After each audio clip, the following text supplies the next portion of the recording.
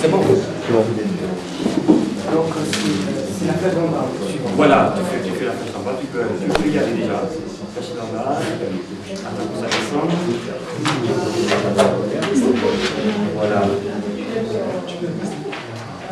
Je ne sais pas s'il faut laisser la porte ouverte comme ça. Oui, les gens se font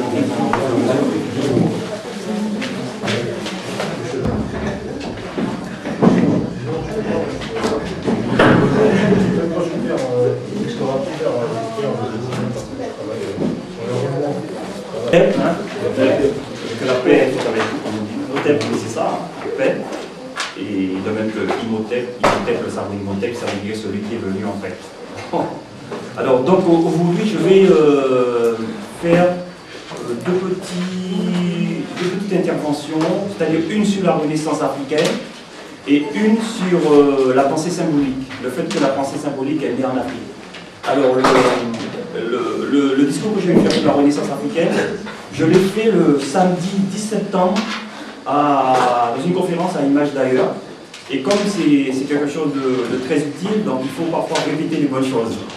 Donc s'il y a des gens qui étaient à la conférence, donc, je m'excuse par avance, mais c'est quand même fondamental ce que je vais dire là, c'est pour ça que je vais le répéter. Et puis samedi prochain, je vais faire un cours sur les hiéroglyphes. On va faire la suite du cours de la dernière fois. On va avancer puisqu'on va voir les bilitaires, les trilitaires, les déterminatifs, etc. Et si même on a le temps, on pourra commencer à entamer les phrases, quoi. Donc on va essayer de faire un grand bond. Je vais amener beaucoup de documentation samedi prochain. D'ailleurs, j'ai emmené des choses pour qu'on puisse faire des photocopies. Donc je vais amener pas mal de documentation et puis on pourra faire un grand bond avant les fêtes de fin d'année dans les vidéos hiéroglyphiques. Ok? Bien. Donc tu peux faire avancer. Voilà. Alors, je commence par la Renaissance africaine. Je vais être direct.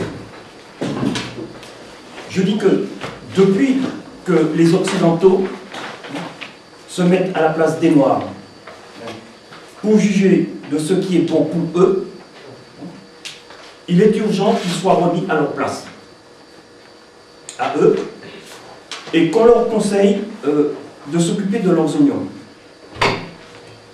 Si quelqu'un a intérêt pour sa santé psychique à affronter sa véritable histoire, c'est bien les Occidentaux. Depuis plus de 4 siècles, on est saoulé par le discours occidental sur les Noirs.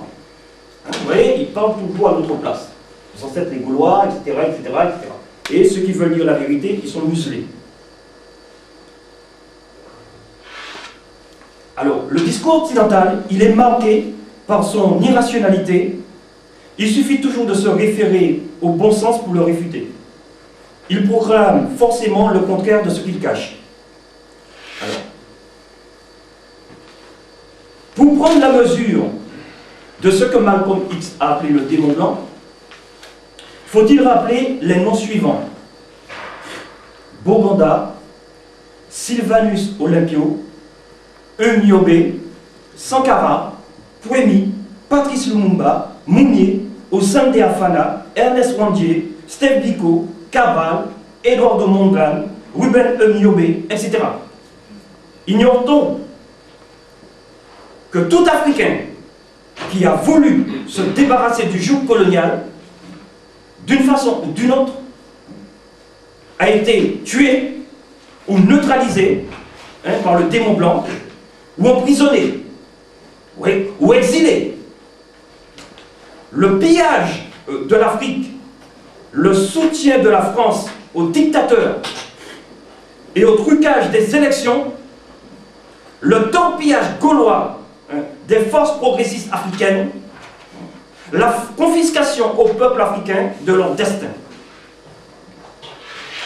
Faut-il rappeler le comportement de la France contre l'offensive de toute l'Afrique centrale contre Mobutu? Paris a recruté, entre autres, des mercenaires serbes, pour la plupart criminels de guerre, pour soutenir le dictateur Mobutu. Faut-il vous rappeler que pour le génocide rwandais en 1994, le gouvernement des tueurs a été constitué dans les locaux même de l'ambassade de France à Kigali, sous la supervision de l'ambassadeur Jean-Michel Barlot. Bien. Sachez que le but de la mondialisation est de faire de l'Afrique une zone privilégiée pour les visages pâles affairistes, peu scrupuleux, et des mafias de l'eau-colère. Mais il faudrait quand même être bête pour ne pas comprendre la valeur que le prédateur donne généralement. Le prédateur blanc et judéo-chrétien donne à la vie et à la dignité de nègre. Dernièrement, avez-vous vu par exemple les images, il y a quelques mois de ça, sur les massacres en Côte d'Ivoire?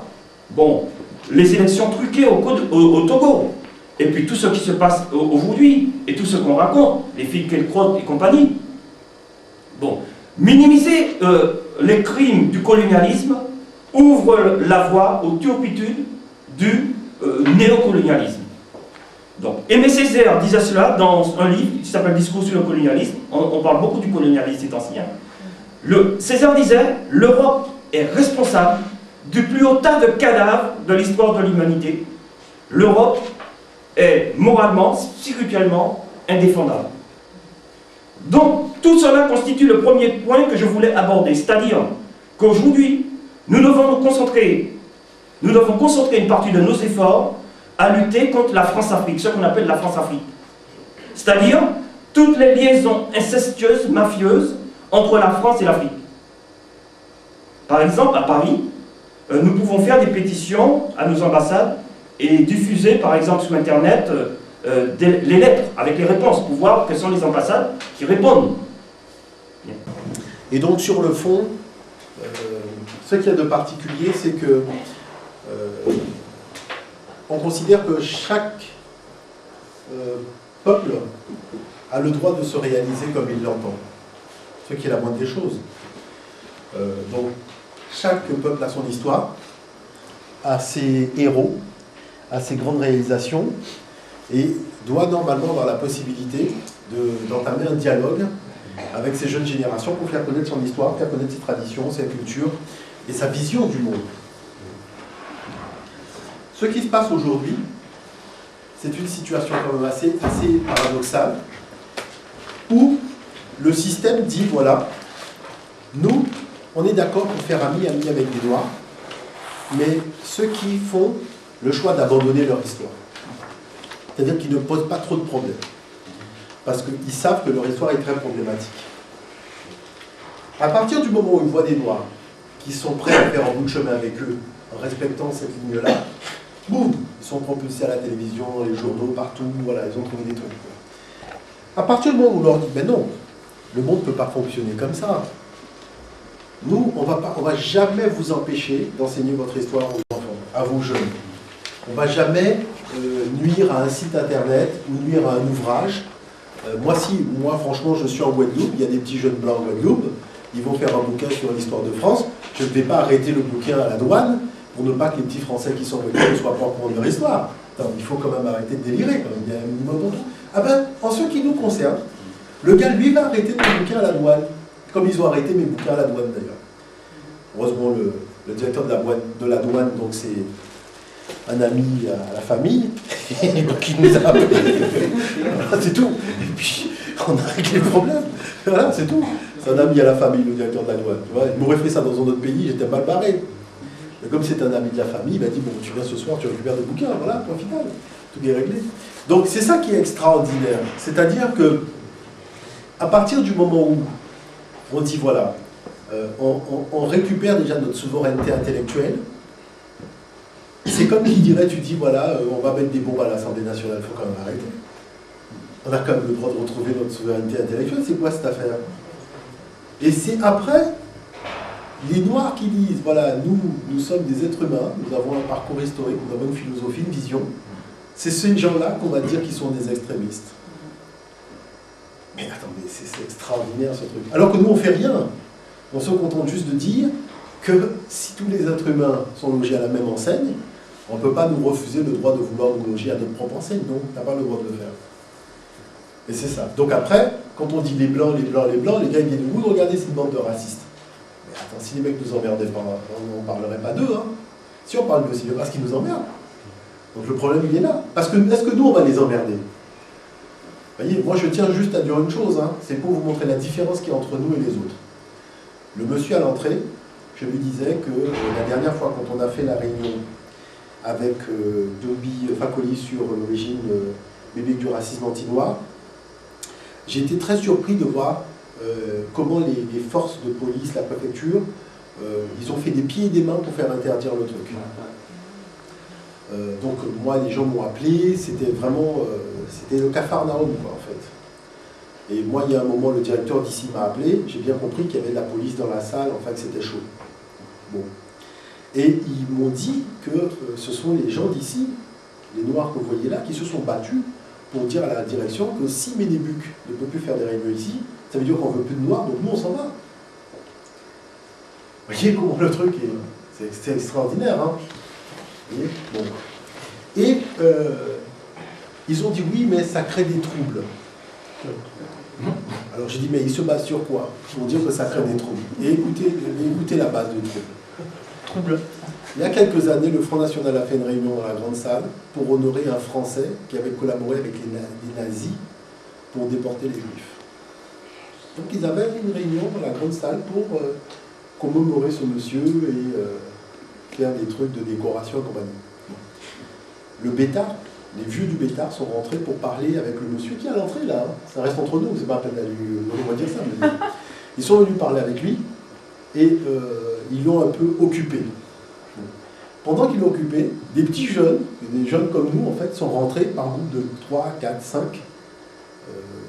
Donc ils sont allés dans la salle du fond. Et arrivés au fond, ils ont sorti cran d'arrêt, couteau, batte de baseball, poids américain, machin. Ils ont massacré toutes les personnes qui étaient dans la salle. Résultat des courses, il y avait du sang partout. Tous les Français qui étaient venus faire la réunion étaient tous étalés par terre. Et comme c'était des gens du Front National, il y avait beaucoup de vieux. Donc beaucoup de gens, peut-être même, sont même morts ce soir-là. La police a débarqué, enfin tout ça. Vous voyez, donc on vient nous dire des trucs de troubles, mais regardez quoi qu'on prend comme référence de troubles. Est-ce que nous, on est nés à ce point-là? Quand Pétré Grenouillot fait une réunion pour nous injurier, est-ce qu'on mène des opérations commando comme ça? Non. C'est qui les... Hein? Les auteurs? C'est les Juifs? Ben oui. Parce que les gens du Front National, les Français, se réunissent pour commémorer un mec qui a collaboré avec les nazis pour déporter des Juifs. Les mecs, ils ont dit, ah bon, c'est comme ça? Ils n'ont pas cherché, comme nous, nous, on est des gens polis. On attend qu'on passe à la question avec le public, on nous demande le micro, on ne te donne pas le micro, tu t'attends 25 minutes, et quand tu le public, mais il ne faut pas oublier que... Et on vient nous traiter, nous, d'extrémistes. Attends, c'est extraordinaire. Les mecs, ils arrivent, ils ne prennent même pas le temps de prendre le micro, ils pètent la porte, ils fracassent tout le monde. Et ils s'en vont. Ils sont partis comme des ninjas. Comme des ninjas, je te dis. Le temps que la police arrive, il n'y avait plus personne. Il y avait du sang partout, il y avait des corps partout. Ah ouais, on m'a dit dans le couloir, tout ça, il y a quelques années. Il y avait du sang partout dans le couloir, ils ont massacré tout le monde, je te dis.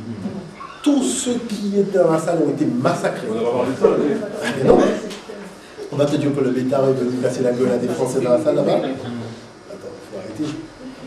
Tu vois, donc vous regardez la différence qu'il y a entre nous et les autres. La différence, c'est un gouffre. Vous voyez, donc moi, des fois, je me dis, mais en quoi on dit qu'on est des gens méchants, des gens... Attends, il faut arrêter de délirer. Il y a des fois même, il y a des Français qui sont dans le métro, ils vont se casser la gueule, les pauvres Français même ne bougent pas, c'est nous-mêmes qui bougeons pour les aider. Combien de fois ça nous arrive, ça? Hein? Combien de fois? Qui fait que même les Français viennent te dire, mais c'est incroyable, vous êtes plus polis, plus gentils, plus machin que les gens de notre propre peuple. Est-ce que toi, tu faut mettre un peu de musique à l'extérieur, zouk comme ça, on s'amuse, ça arrange, Ah oui, ça c'est sûr. Oui, c'est ça. Mais c'est ça. C'est exactement ça. C'est exactement ça. C'est comme la fois où... Ce que tu dis, ça me fait penser à une chose. Des jeunes de la Guadeloupe sont venus de la Guadeloupe pour faire avec moi une exposition sur les inventeurs et les savants noirs à Saint-Denis. La télévision a débarqué à Saint-Denis, ils ont filmé tous les stands, ils n'ont jamais filmé notre stand. Or, nous avions le Barnum, c'est-à-dire qu'on était au milieu et toute l'exposition se déroulait autour de nous. puisque le thème que j'avais demandé à la mairie, c'était inventeurs et savants sans frontières.